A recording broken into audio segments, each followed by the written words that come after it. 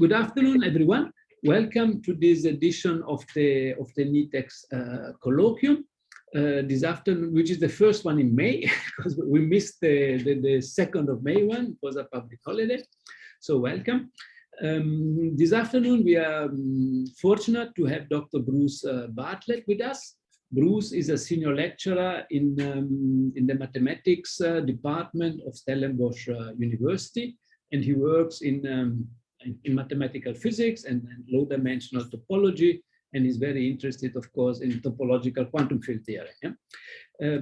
Bruce has did 2 masters, yeah, one in Stellenbosch and one at University of Utrecht, and slowly, from being originally a theoretical physicist, he became a pure mathematician, and he did his PhD in pure mathematics at the university in Sheffield. Yeah.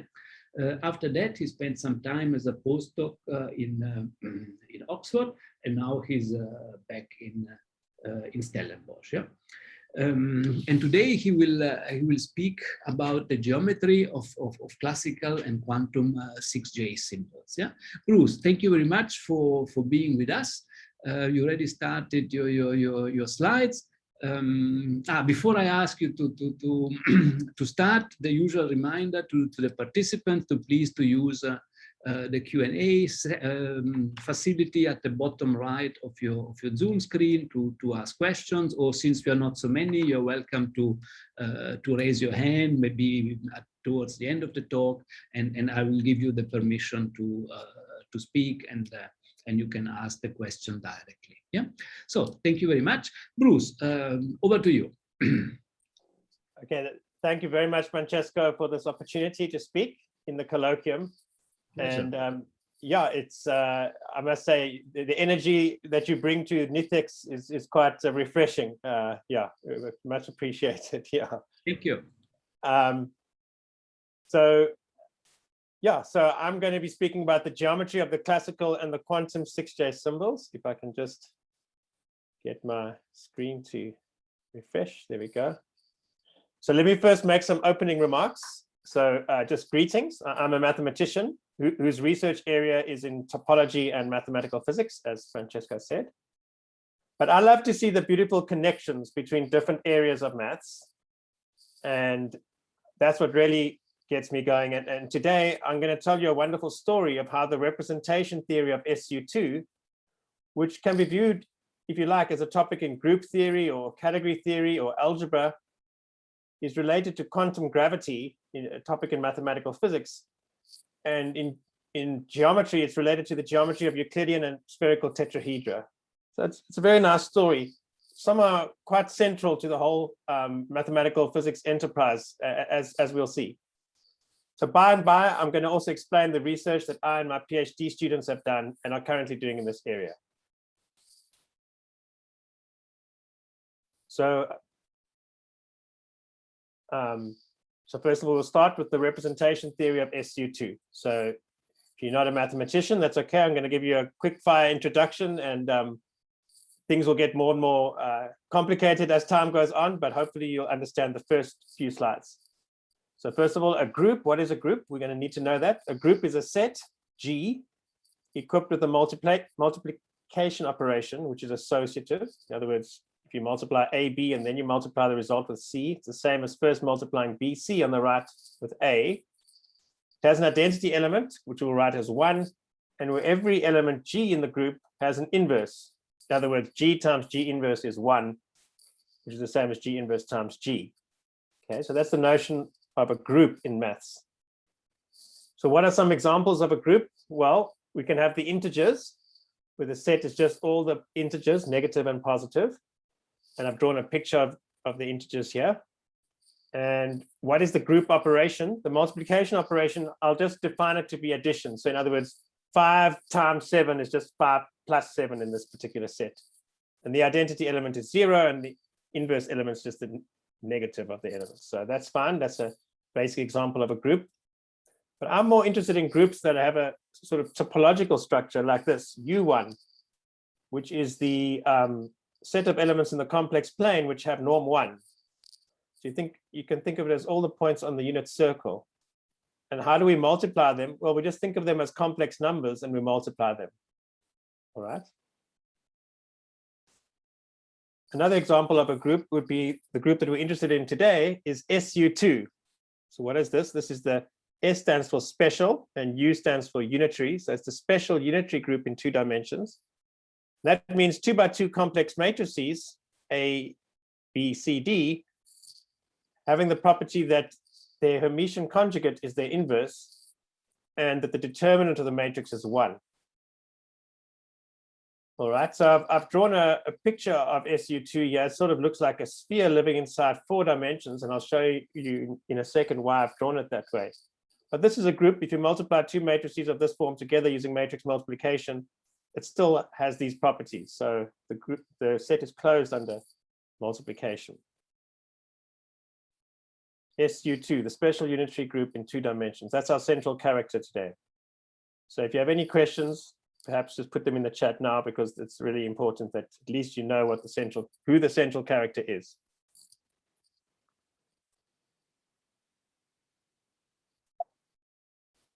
All right, so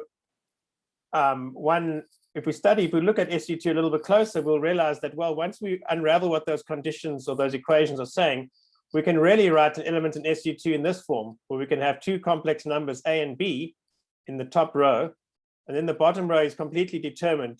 This entry here has to be the Hermitian conjugate of B, and in the bottom right entry, it has to be minus the Hermitian conjugate of A. And then the only condition remaining is that the norm of A squared plus the norm of B squared is 1. Remember, A and B are complex numbers, so if we unravel that in terms of their real and imaginary components, that's saying that A1 squared plus A2 squared plus B1 squared plus B2 squared is equal to 1. And you will recognize this as the equation for a sphere in 4 dimensions, because there's 4 components here, and the sum of the squares must be 1. So that's a unit sphere in R4. It's the 3 sphere, right? So as a topological space, this group that we're interested in, SU2, is homeomorphic to the 3 sphere. Okay, that's already an indication that there's some deep relationship between geometry and SU2. Bruce, sorry to interrupt. There are 2 questions in the chat. Okay, thank you. Are crucial for the understanding. Yeah, one is by your colleague Zura Pianelidze, who asks, should there be 3 axes on the picture? Yes, there should really be 4 axes in the picture. That's fine. And the second question by Liam Baker is which refers, I think, to this slide, whether the minus sign is in the right place. There should be a minus sign. That's a typo. There should be a minus sign on B bar. Thank you, Liam. So both questions are correct. Yeah. Perfect. Okay. We know that our participants are not sleeping. Well done. Thank you. Okay. Thank you. So these last 2 examples, remember I started with 3 examples, so Z, U1, and SU2. These last 2 examples of groups have actually been Lie groups. That means that the underlying set is not just any old set, but it's in fact a smooth manifold, a topological space where it makes sense to differentiate and to do calculus on it. So in the first example, U1 we saw was just the unit circle S1, and SU2 was the 3 sphere S3. And moreover, the structure maps of the group, in other words, the multiplication and the inverse map, aren't just any old maps, but they're smooth maps. Okay, so that's something important to realize. We're not just looking at SU2 as a group, we're interested in its structure as a Lie group. Okay, so we need to know about representations of groups. So a representation of a group, G, is a vector space V and a group homomorphism from G into the general linear group of V. In other words, it's a map which associates to each group element, G, a linear map, which I'll call rho of G, which is a map from the vector space to itself. So each group element is associated with a linear endomorphism of that vector space, and that's going to be an invertible endomorphism. And this association must respect the product operation in the group. All right, so the group is being represented on the vector space as a set of automorphisms of that vector space. So whenever we study groups, we're always interested in the representations of that group, because psychologically it's much easier to understand a group element acting on a vector space, because we love linear algebra and we love matrices, all right, rather than abstract group elements. Now, representation V, rho is called irreducible if the vector space does not admit a non-zero sub-representation. So you can't somehow restrict the vector space to some subspace on which the representation restricts, because if that's the case, then somehow the rest of the vector space is not really needed. So we don't want to deal with non-irreducible representations. We're interested in irreducible representations. So let's give some examples of irreducible representations of SU2. Here's an example. It's going to be V subscript n. So as a vector space, it's going to be spanned by these basis vectors. Just think of them as polynomials of degree n in the variables z and w. So there's going to be n plus one of them as basis vectors. So the Vn is the space of homogeneous polynomials of degree n in the variables z and w. So that's an n plus one dimensional vector space. Okay, so how is SU2 going to act on this vector space? Well, I give you an element of SU2. Here it is, a 2 by 2 matrix. And I need to tell you how it's going to act on one of these basis vectors. And all I do is I just make a linear change of variables. So the z there changes to dz minus bw, and the w changes to minus cz plus aw. And then I get a new polynomial which I can multiply out, and then I can just collect the terms, and then I'll get a linear combination of the previous basis vectors. And you can do the calculation, you see this is indeed a group homomorphism. So let's do an example here. So for n equals 2, then we're talking about V3. That's going to be a 3-dimensional space. And if you just write out what the representation does, then it's to this group element, it's going to associate this automorphism of a 3-dimensional vector space. So written as a matrix, that's a 3 by 3 matrix. And it's this particular 3 by 3 matrix.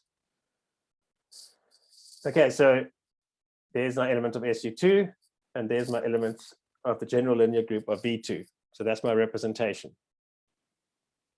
And in fact, up to isomorphism, all irreducible representations of SU2 are of this form. So we have now classified all the irreducible representations of SU2 up to isomorphism. There's one for every integer n. Okay.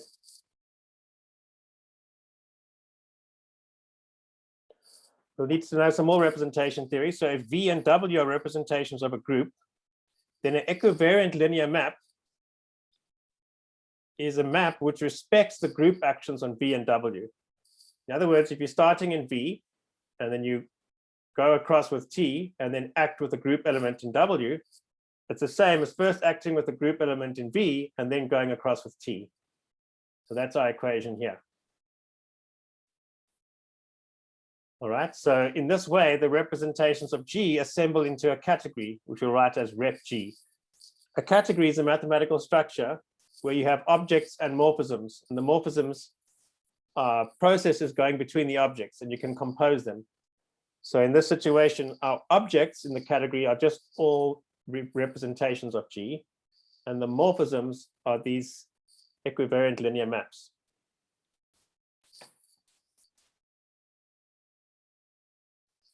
Okay, but this is not just any old category. There's some additional structure on this category of representations, because you can also tensor two representations, V, rho, and W, sigma of a group G together to get a new representation, whose underlying vector space is going to be the tensor product of the old vector spaces. And the way that the group is going to act on it is just going to be via the tensor product of the original group actions. So on V tensor W, for each group element, we're now going to have rho of G tensor sigma of G. This is a certain linear map acting on the tensor product. So that way, given two representations of a group, I've tensored them together to make a new representation of a group. And in the language of category theory, this makes the category of representations of G into a monoidal category. Okay, so in the language of category theory, a monoidal category has a crucial feature, which is that you have associator isomorphisms that go between the tensor product of two things, like U tensor V, and then afterwards tensored with W, that object, which in our case is a certain representation, must be naturally isomorphic to, first of all, tensoring V with W, and then tensoring with U from the left. Okay, so this is now operating at one level higher than the usual associativity in the definition of a group. We're now saying that U tensor V tensor W, we are bracketed on the left, is not equal to, but we're saying it's naturally isomorphic to when the structure we are bracketed on the right. Because now I'm operating not at the level of multiplication of group elements, but at the level of tensoring group representations together. All right, now, so it's been quite abstract up to now, but we're going to get a little bit more pictorial, because that's what I like to do. I like to take abstract maths and draw it in terms of pictures. So there's a beautiful graphical calculus for working with monoidal categories, and that originated in the work of Roger Penrose, who is a famous imaginative theoretical physicist. So here's his paper from 1971, Angular Momentum, an approach to combinatorial spacetime. And this was a few years after he proved his singularity theorems in general relativity, which he also used diagrammatic methods to calculate with. But anyway, I've just copy and pasted a certain picture from that paper onto the slide, and I think it shows you the flavor of the same kind of things that I'm going to be doing today. So the ideas in my talk today really go back to Penrose.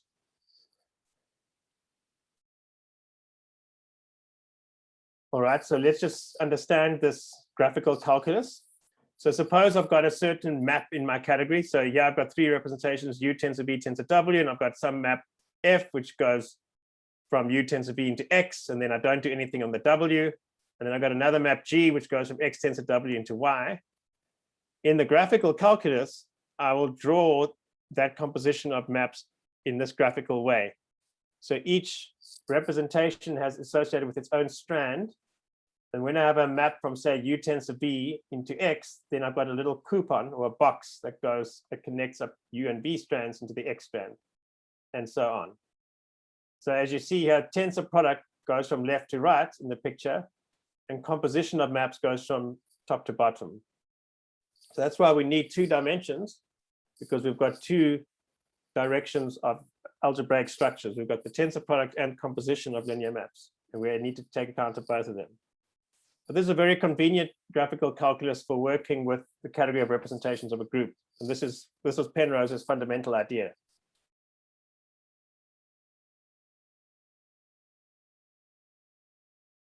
Okay, so there's your rapid fire introduction to representation theory of groups, and especially of SU2. Let's now talk about the classical 6J symbols. Okay, so recall that up to isomorphism, there's a unique irreducible representation V subscript J of SU2 of dimension 2J plus 1 for each half integer J. And you'll notice I'm changing gears slightly now from maths to physics, because I'm now indexing the representation not by an integer, but by a half integer, which in physics is called its spin. It's the same representations, I'm just changing the way I'm indexing them. That's because the physics way of doing it is actually better. Okay, so let's adopt their convention.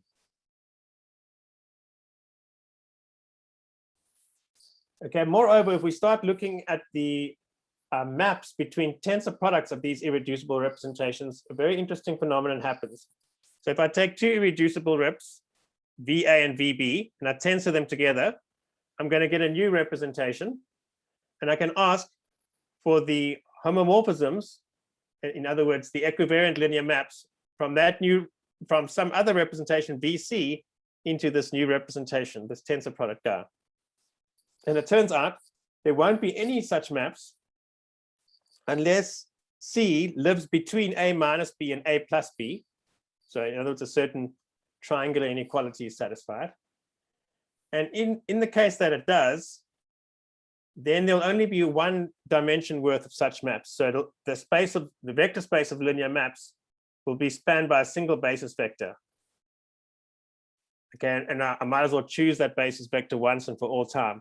So in the graphical calculus, we're going to have we're going to single out a particular map from VC into VA tensor VB, providing that C lies between A minus B and A plus B. And in the graphical calculus, we're going to draw it like this. So a little C, little dot, and then an A and B. That's representing this morphism going from VC into VA tensor VB. So if you're lost, let me just quickly recap. I've got a graphical picture which is representing a certain linear map between representations of SU2. Okay. And now, as we'll see in a second, that means there's going to be two natural bases for this Hom set, which is the equivariant linear maps from some representation VE into a triple tensor product of irreducible reps. And the classical 6J symbols, which is what I'm trying to define right now, are defined as the change of basis coefficients between these two natural bases. So here's the picture. On the left-hand side, I've got a way of getting from VE into VA tensor VB tensor BD, where I first get into VC tensor BD, and then I get into VA tensor VB. So that's going to give me a certain map from the top representation into the bottom representation. And the other way, I could have done it in a different way. I could have started at VE and then gotten into VA tensor VF, and then from VF gotten into VB tensor VC. And since these two maps are elements of the same vector space of Homs, they're elements of the same vector space, it turns out these are bases for that vector space. So the one basis must be expressible as a linear combination of the other basis vectors. And it's that change of basis coefficients, that's the 6J symbols. Okay, they're just real numbers. Okay, so the 6J symbols are a certain real number that you can associate with 6 half integers A, B, C, D, E, and F. Those half integers can't just be any integers. They have to satisfy triangle inequalities. For example, over here, C must be less than or equal to this A plus B and must be greater than or equal to A minus B, and so on. But other than that, just remember that they're basically just a real number associated to 6 half integers. And they have to do with the representation theory of SU2.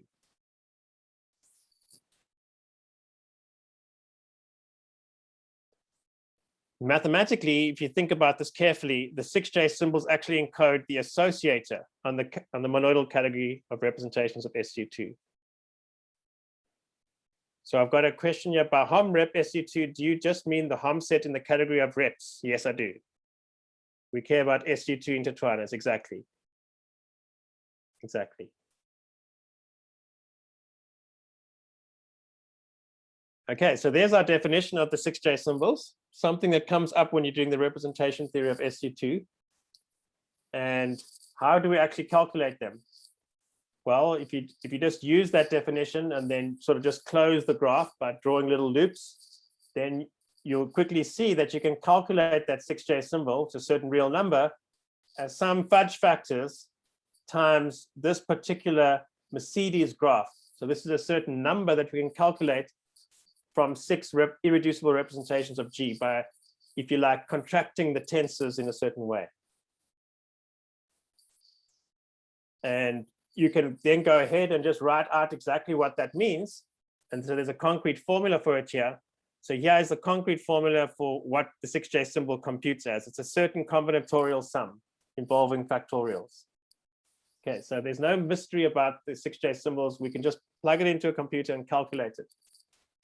Okay, and it calculates as a certain finite sum involving factorials.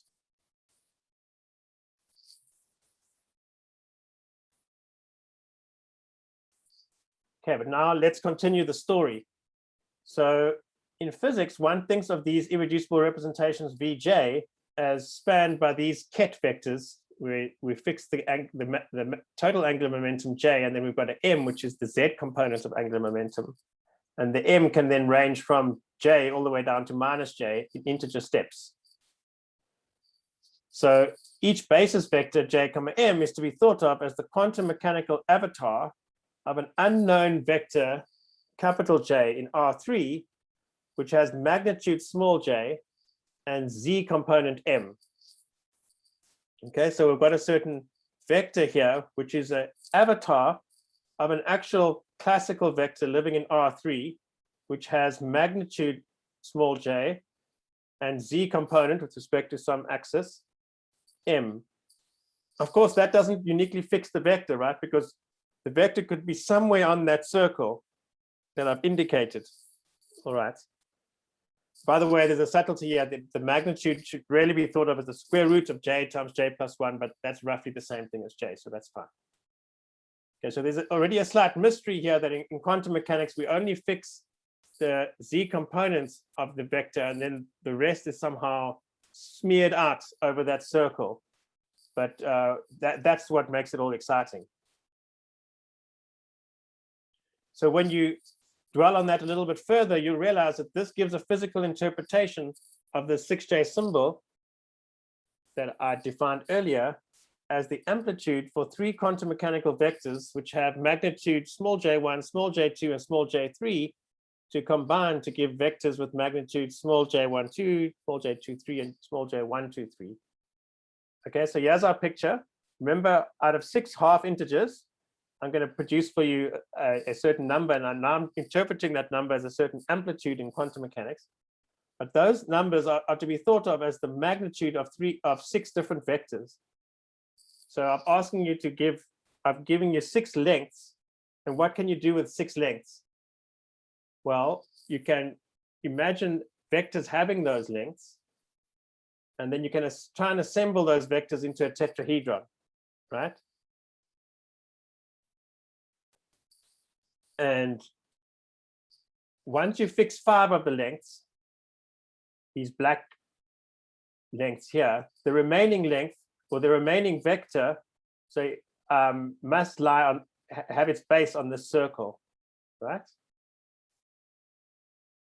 You see, as I'm moving this vector around, I'm not changing all the black, the length of any of the black vectors. Okay.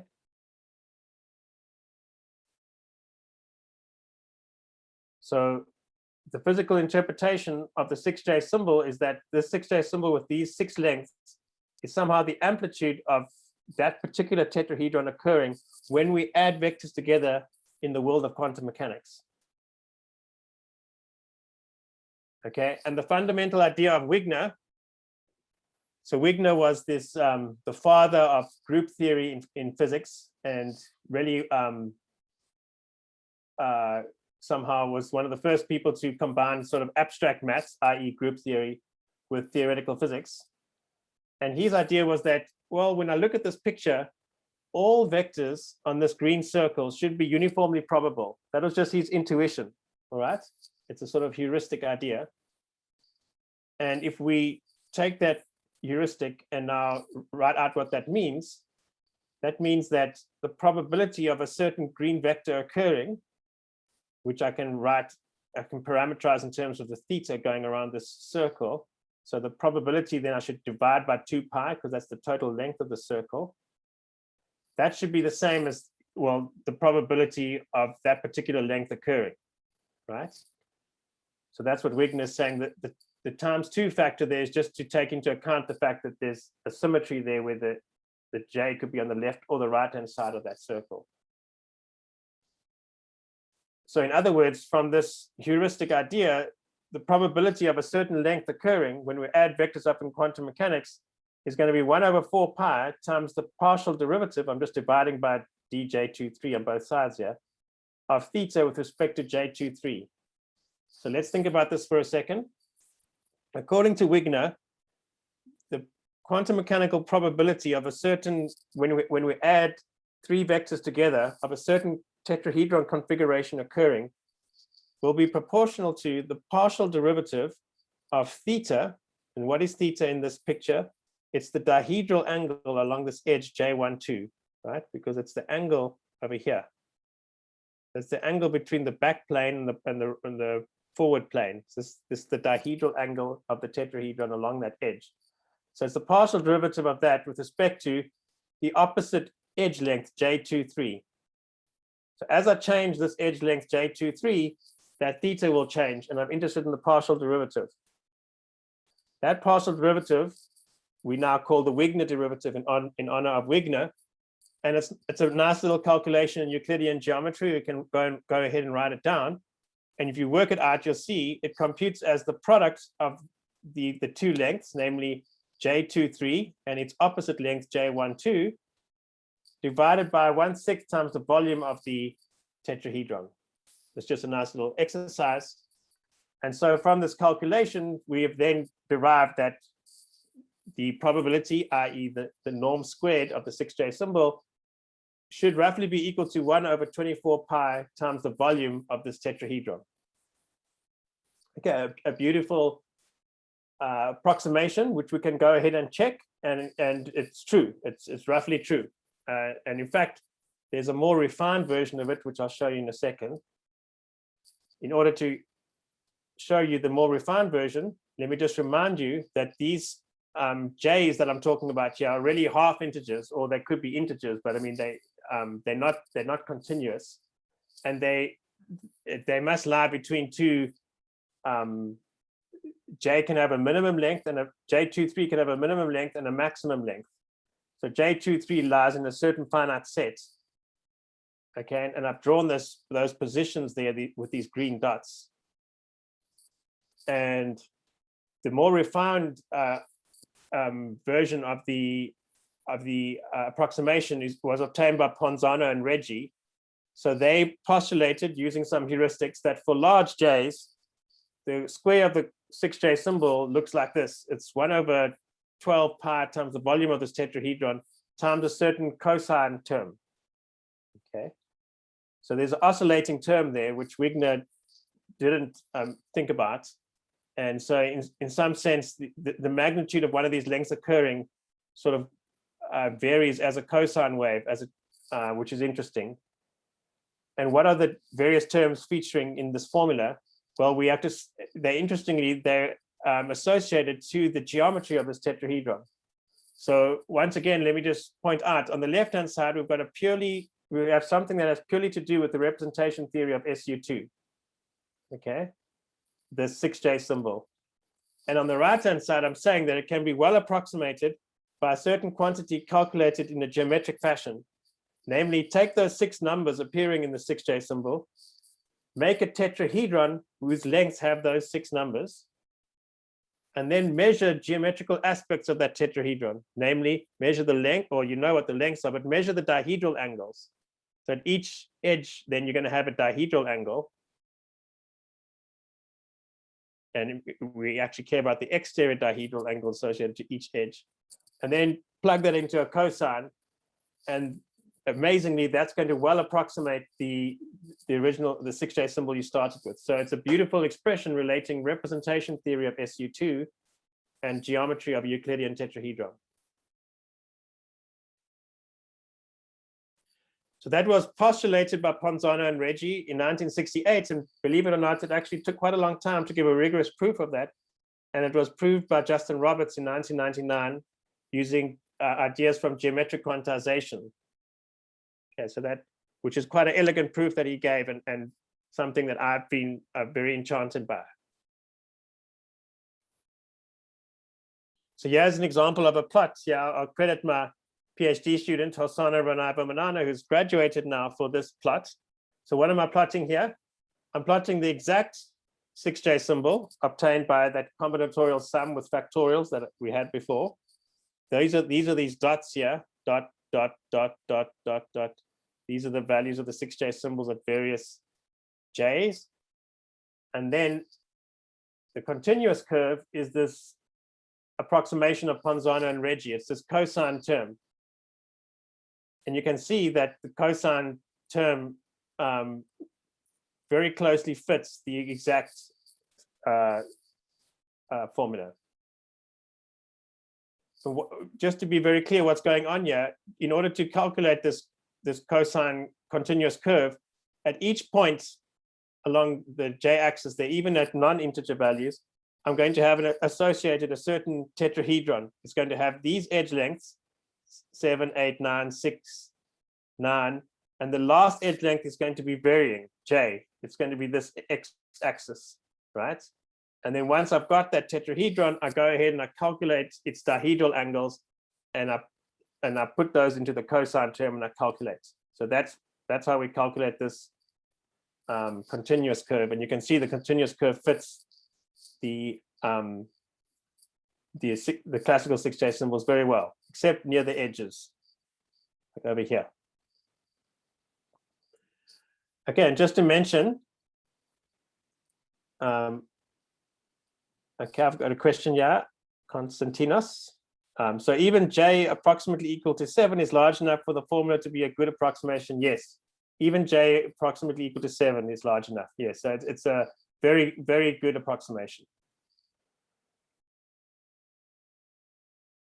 So my PhD student in Zaganya is working on a new, more efficient proof of this asymptotic formula.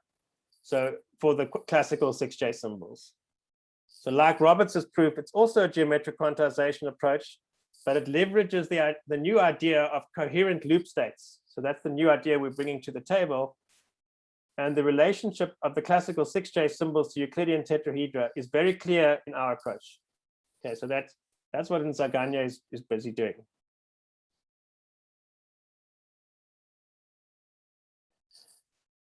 All right, so now at least you've learned about the geometry of the classical 6J symbols. So if your brain is fried now, at least go to bed tonight thinking of this beautiful formula that the representation theory of SU2 somehow has to do with the geometry of Euclidean tetrahedra.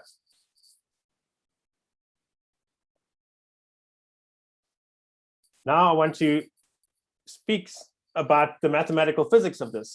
Okay, so this is the Ponzano-Regge model. So if we look at that formula of Ponzano and Regge, some aspect of it immediately stands out. And this was one of the co-authors, Regge himself, had proved a very similar formula 8 years before that. So in 1961, Regge had, when thinking about quantum gravity in 3 dimensions, he had proved the following formula, that in a Riemannian 3 manifold, so that's a manifold M with the Riemannian metric G, if you construct it by gluing tetrahedra together, you can always construct a 3 manifold that way, then the Einstein-Hilbert action, remember the Einstein-Hilbert action is the integral of a scalar curvature, you can then calculate that in terms of this discrete geometry of the tetrahedra as follows. It's basically a sum over the edges of each tetrahedron, of the length of each edge, and then you've got a sum over all the tetrahedra that are incident to that edge. And for each such tetrahedra, you've got to basically take in the factor of pi minus the interior dihedral angle at that edge. Okay, so the Einstein-Hilbert action in 3 dimensions, when computed in a discrete way, calculates in terms of interior dihedral angles, well, let's say exterior dihedral angles of the tetrahedron that you're gluing together to form the 3 manifold. Okay, so that's something that Regge had done in 1961, and quite an elegant formula, I think. And if we stare at this right-hand side, this looks a little bit like what's coming out of the representation theory of SU2, right? And obviously he noticed that because he was one of the co-authors. And so in that very same paper, they realized this. So this suggests that the quantum gravity idea of a sum over all geometries, because that's what you need to do in quantum gravity, you have to somehow integrate over all metrics. So if we can approximate it, or if the metric is encoded by these angles at the dihedral angles of a tetrahedron, then we really just have to sum over all possible tetrahedra. So the idea is that we can implement the sum over all geometries idea in quantum gravity in a discrete way in 3 dimensions using the 6J symbols for SU2. That's the idea. We can somehow do quantum gravity using the 6J symbols of SU2.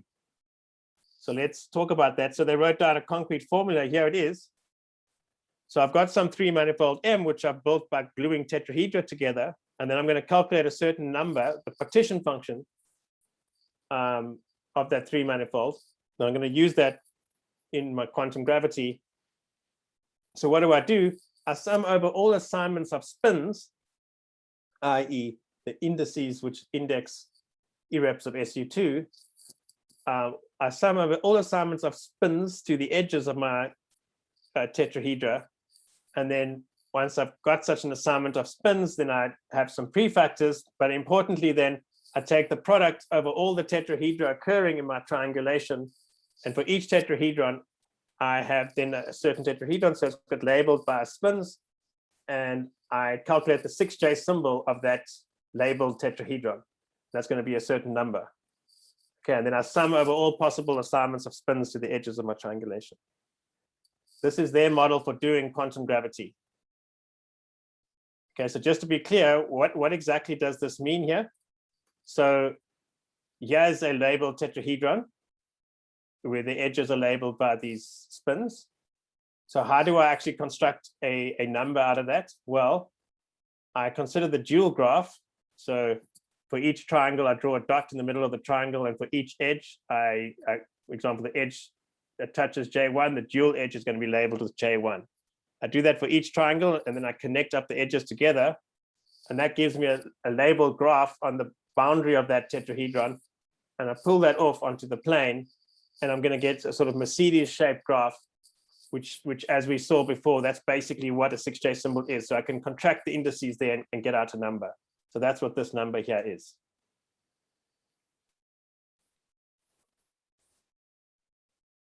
Okay, so that's to be thought somehow as an analog of somehow integrating over all possible metrics on M of e to the I times the Einstein-Hilbert action. This is exactly what the idea was. I've got a question. Does the tetrahedron product count the same tetrahedron multiple times with different edge orderings? No, each tetrahedron occurs only once in the product. Not with different edge orderings, it's just once. Okay, so it's a beautiful sum, but the problem is that for many triangulated three manifolds, this sum diverges. So if it wasn't for this, then we would have a really nice model for quantum gravity in 3 dimensions, but it doesn't always work. That's the problem. However, there's a way of reformulating the sum, which gives a lot of insight into it, and that's what I want to speak about now. So this discrete sum over irreps of SU2 assigned to the edges of the polyhedral decomposition delta can be rewritten as an integral. So a sum over spins can be rewritten as an integral over all connections. What do I mean by a connection? I mean a group, assignments of group elements to the edges on the dual polyhedral decomposition. Okay, so just the bigger picture here is the combinatorial sum is being replaced by an integral over group elements. Okay, so let's have a look.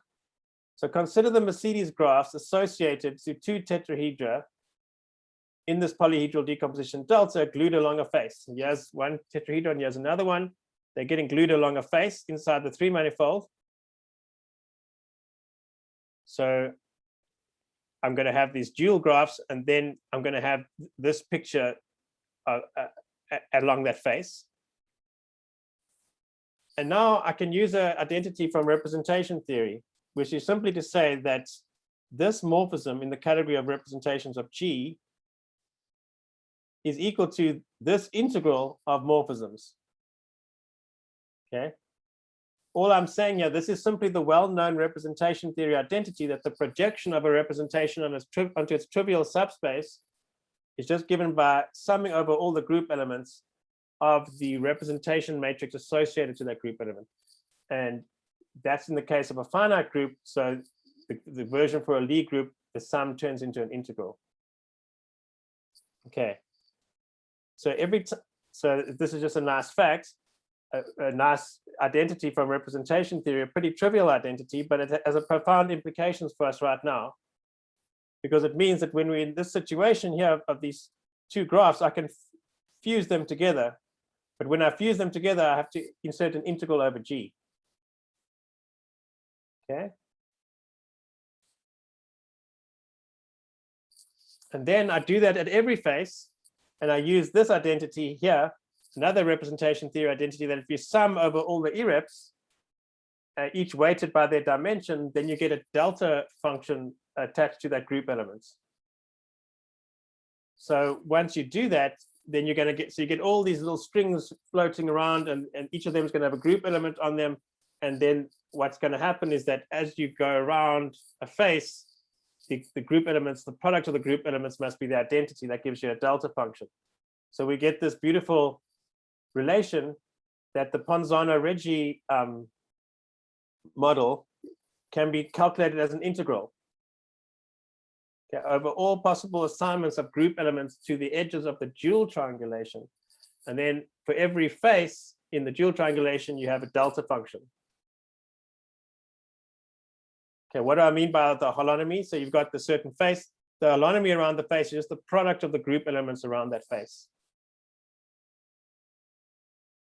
And then it was a very nice result of John Barrett and his PhD student, Naesh Guzman, in 2008, that if I write this integral above on the modular space, so in mathematics, we often start with the big space and then the modular space. So what we're interested in is really, this is a huge space because there's a group element associated to every edge. But I can think about the quotient where I quotient out by conjugation at each vertex. And that's a much smaller dimension space. So that's called the modular space. And what they calculated was, what is this integrand, what is it equal to when it descends to the modular space? And it turns out to equal something quite important, namely the Reidemeister torsion. Okay, I'm not going to tell you what the Reidemeister torsion is, but it's a known concept when you're thinking about modular spaces. Okay, and there's a certain cohomological condition. So the take-home story here is that the Ponzano-Regge model, which is a certain combinatorial model for quantum gravity, which could be expressed as this finite sum, or actually it was an infinite sum that sometimes diverged, but nevertheless it was a discrete sum. It could be alternatively be rewritten as a group integral. Okay.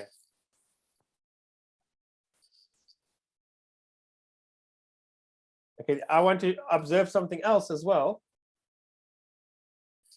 namely that this fuse at a trivalent vertex method, where I've got a trivalent vertex there, and then I can rewrite it as an integral, that allows us to actually compute the square of the 6J symbol as a group integral. Right, let's think about that. So here's the square of the 6J symbol. So up to some factors, it's going to be the product of two Mercedes graphs. So here are my two Mercedes graphs. Remember, each of these is a certain instruction for how to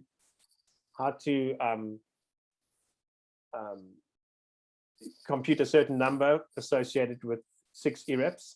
All right.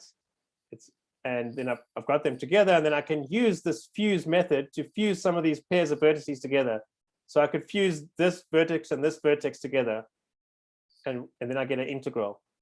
Then I can fuse these two vertices together, and I get another integral, and another integral. All right. So the product of two Mercedes graphs, i.e. the square of the 6J symbols, can be written as a big integral over 4 group elements of some huge product of loops. Now the nice thing is that all those loops pull apart because there's no interesting braiding going on here, and then they just become a character, right? A loop in group theory world is just the character of the representation. So we've now developed a nice formula which says that the square of the 6J symbols can be written as an integral over 4 copies of the group of the character of a certain group element. Okay, the product of group elements associated to the n vertices.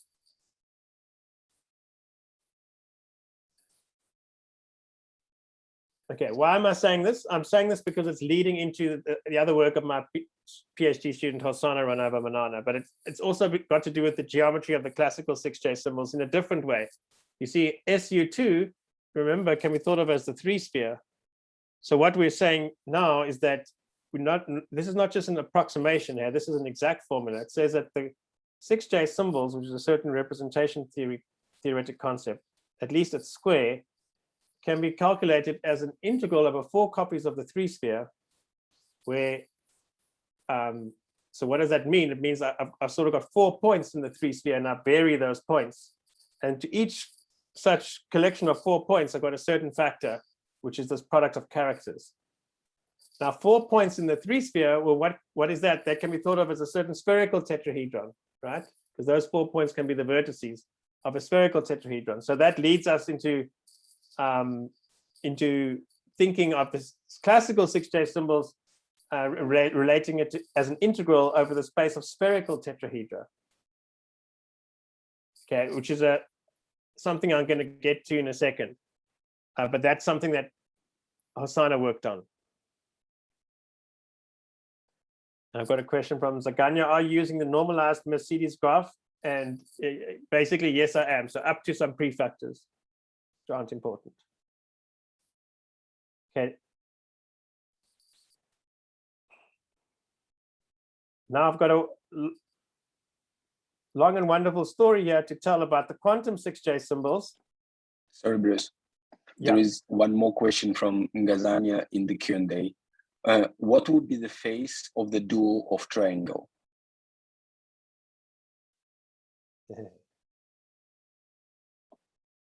Good question.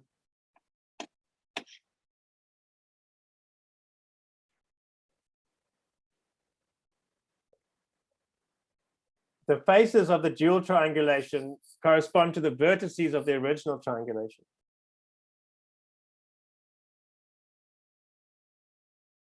Does that make sense?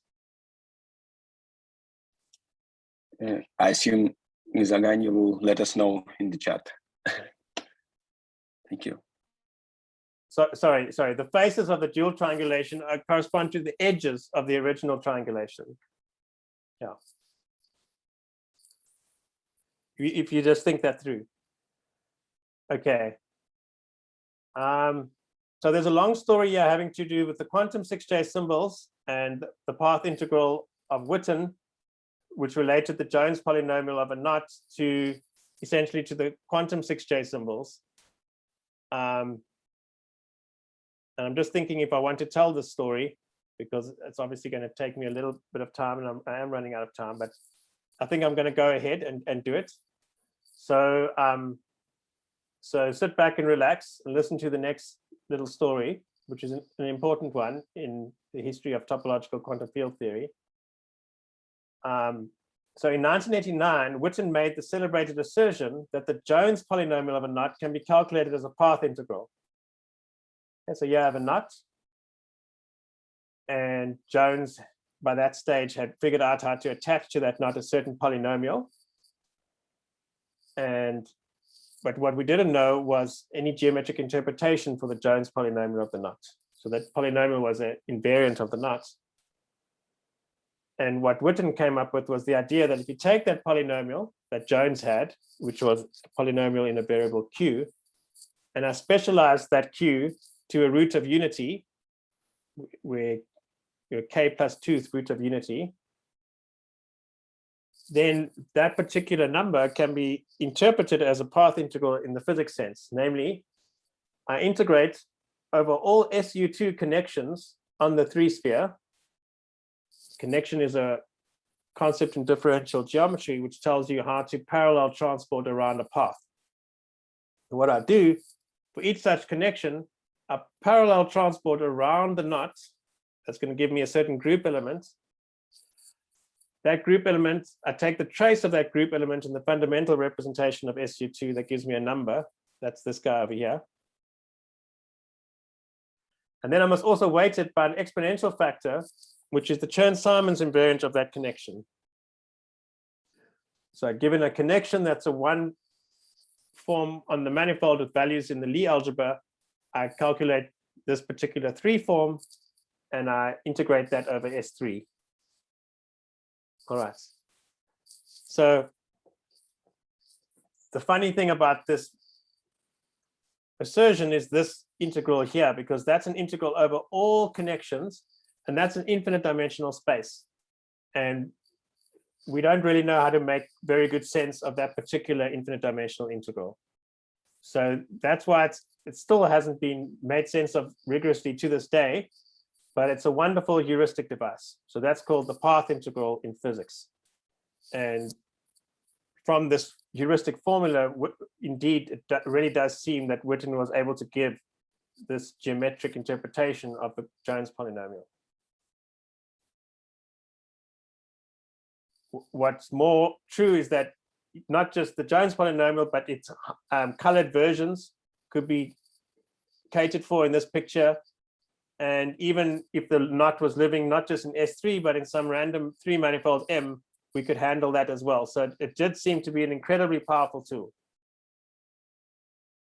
So if we don't bother with a knot, then the path integral gives a topological invariant of just the manifold itself. So there's no knot in the game. Then we're just going to calculate a number attached to a 3-manifold. And that number is going to be invariant of the 3-manifold. In other words, it doesn't matter if you calculate it on M or M prime, where M prime is diffeomorphic to M, you're supposed to get the same number. So it's this path integral, we're supposed to integrate over all connections and then weight each connection by the exponential of the Chern-Simons invariant of that connection. So giving a direct definition of this path integral is the central question really in mathematical physics, right? We still don't know how to define the path integral. If we did, I think the world of physics and maths would be much closer. But in this talk, well, what we can think of, so what happened then next is that some mathematicians said, well, I don't know how to define the path integral, but I'm going to choose to define it in a certain way, combinatorially via quantum groups. Okay, so that's what Reshetikhin and Turaev did, and they reinterpreted this thing on the left, which they couldn't define. They said, well, we're going to define it in our own way using the language of quantum groups. So what is a quantum group? Well, you take the normal Lie algebra of SU2 and you deform it. You deform its enveloping algebra at a root of unity, and then you get something called a quantum group. It's not actually a group, it's actually a certain algebra, but we think of it as being the mysterious group whose associated enveloping Lie algebra is given by this deformed algebra. Okay, so I'm ramping up the complexity of the talk very fast now, but what I'm showing you is that I've gone from the representation theory of SU2 to the representation theory of quantum SU2, and the motivation has been the Jones polynomial. Okay, and it turns out that the irreducible representations of quantum SU2 aren't infinite like they were for SU2. Remember, there was one for each integer. Now there's only going to be at level k, which is this root of unity that we're working at, there's only going to be k many irreps of quantum SU2, which is great, because if we do that whole same story that we had before, we're having quantum gravity and all the rest of it, those sums are now going to be finite. Now, I'm aware that I'm running out of time, so I don't want to say any more, but I just want to end with these two slides. So I've already shown you the asymptotics of the classical 6J symbols, and it turns out, so there's a whole similar story for now the quantum 6J symbols. So instead of talking about representation theory of SU2, we're going to be speaking about representation theory of quantum SU2. And that story has also been worked out, and it turns out that the asymptotics of quantum SU2 look very similar, except now we're going to associate to these quantum 6J symbols not a Euclidean tetrahedron living in R3, but a spherical tetrahedron living in S3. Otherwise, there's also some amplitude which drops off as 1 over k to the power 3 over 2, and then a cosine term having to do with the geometry of that spherical tetrahedron. So that's a beautiful story as well, which I don't want to speak about, but I do want to mention because it was in the title of my talk, the geometry of the classical and quantum 6J symbols. And finally, I just want to mention I've mentioned what Nzaganya is doing, a new proof of the asymptotic formula for the classical 6J symbols. What did Hosana do? Hosana looked at the trying to generalize the integral formula for the classical 6J symbols, which I spoke about earlier, to the quantum 6J symbols. Right, so now I'm trying to write down the quantum 6J symbols as a certain integral over 4 copies of SU2, and we would expect that it would be the same thing as we had before, times a certain fudge factor blue term having to do with some kind of Chern-Simons exponential factor, just like we had just like Witten said, we should get the Jones polynomial out of. And so inspired by the work of Chiga and Simons, I conjectured that we should replace that Chern-Simons term by the volume of that spherical tetrahedron. Okay, so that was my conjecture, that if you add this volume term to the integral for the classical 6J symbols, you'll get something which would well approximate the quantum 6J symbols. I asked Hosana to investigate this. And long story short is that it did at least match up the first of two terms in the asymptotics, the known asymptotics of the quantum 6J symbols, all right?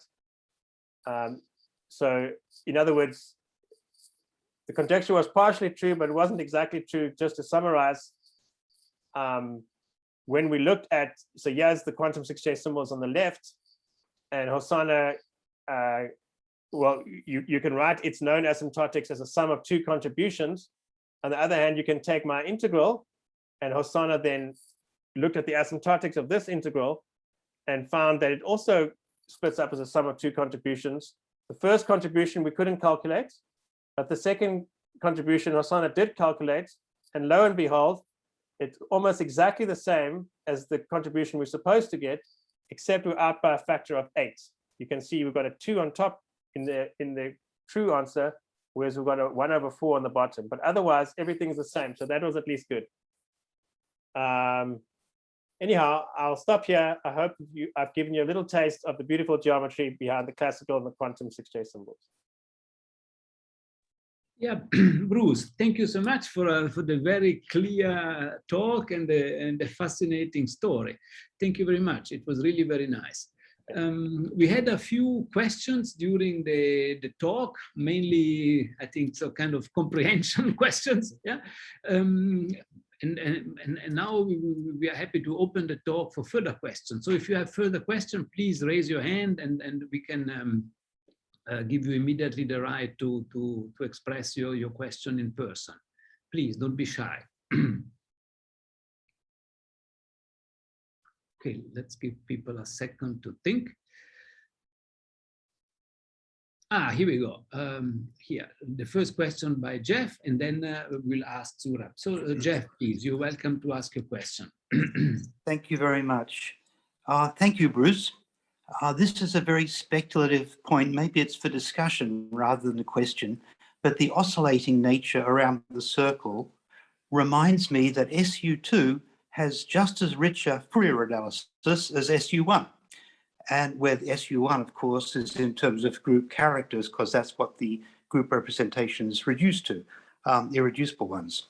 And so can't you alternatively approach what you're trying to do instead of geometrically using Fourier analysis of SU2? I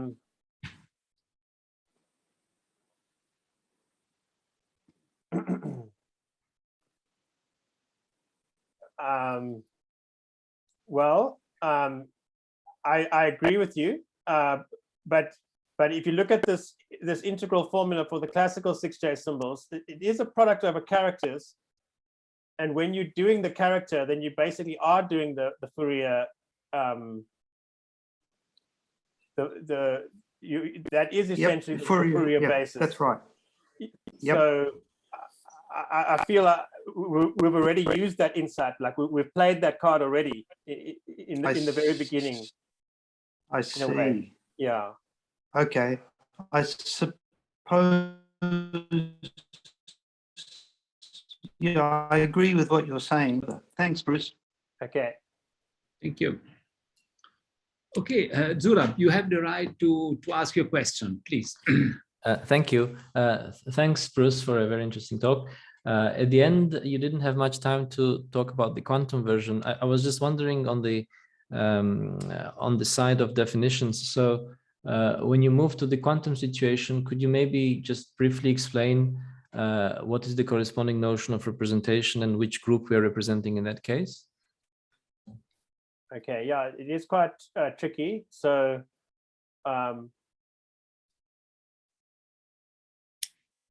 so what do?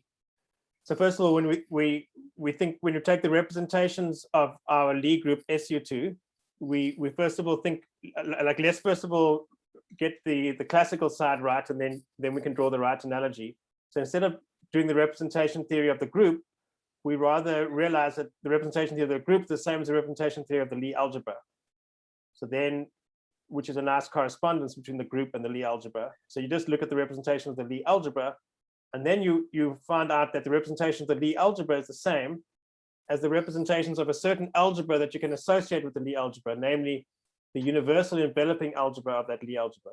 So every Lie algebra can be turned into an algebra by a sort of universal construction, and the representations of that Lie algebra are the same as the modules of that algebra. Okay. And the reason I'm saying that story is because now when we go to quantum, the thing that we can easily put a Q into is not the group. Nobody knows how to put a Q into the group, and nobody knows how to put a Q into the Lie algebra. But we know how to put a Q into the algebra, this universal enveloping algebra of G, and we can put it into the defining relations of the algebra. And so now we've got a deformed algebra, and then the thing that we take representations of is then this deformed algebra, and that's what we call the quantum group, is that deformed algebra. But it's not actually the group. It's the deformed algebra of the Lie algebra of the original group, if you know what I mean. So it's we're taking modules of a certain. So we write down the relations for the original Lie algebra, and we put little Q's in certain places, and then we take modules for that algebra. And what replaces vector spaces? Is it still the same on that side? Still the same on that side, yeah. Still just normal vector spaces that we're representing. Modules of this algebra on normal vector spaces. Right. Thanks. Is there anywhere where this is written up and explained? I would be keen to look at the details. Yes, I'll send you some references. Thanks. Yeah. Thank you. Okay. Excellent.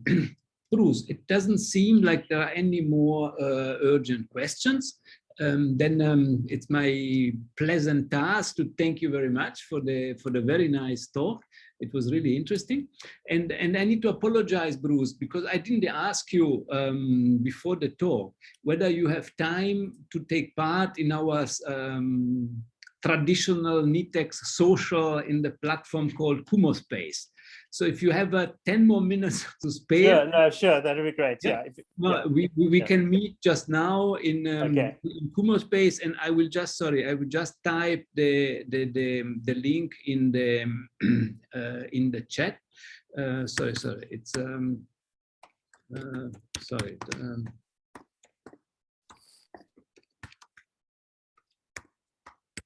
voila, here we go. So we can meet there in 1 minute, just a time to get out of Zoom and into Kumo Space. So Bruce, thank you very much. We will post your talk on our YouTube channel as soon as Zoom sends us the link. Yeah, okay. and I will share it to you by latest tomorrow. Yeah. So thank you very much, everyone, and all be careful, because COVID is still out there and it's still infectious. Yeah, so be careful. Yeah, thank you very much. Have a good evening, and I hope to see some of you in Kumo Space just now. Thank you very much. Bye bye. Good evening. Bye bye. Good night. Bye.